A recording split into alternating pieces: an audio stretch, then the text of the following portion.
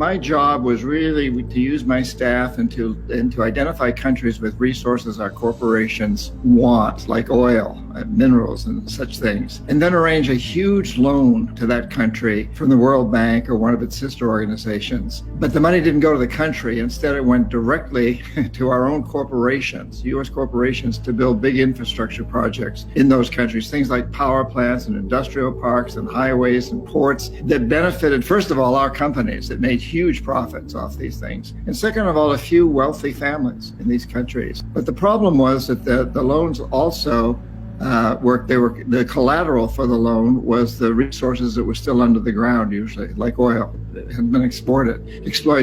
And so the idea was that they would take on these loans, and over time, they would allow our corporations to come in and take their resources. In the meantime, they had to pay off interest on the loans. And so most of the people in the country suffered terribly. Money was diverted from education, healthcare, and other social services to pay off the interest. So we'd go back in, usually under the guise of the International Monetary Fund policing organization, and say, okay, so you're not paying off your loan, so you sell your oil real cheap to our corporations without environmental or social regulations. Let the United States build a military base on your soil.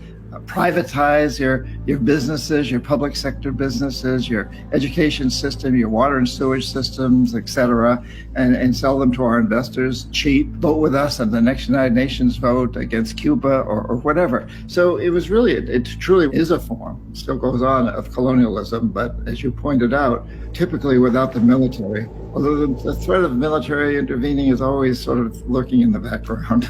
So what happens when a country you're going after can't pay its debts? You elaborated on it a little bit, but can you go into a little bit more detail? We're so happy. We're just so happy because the IMF goes in and restructures the loan.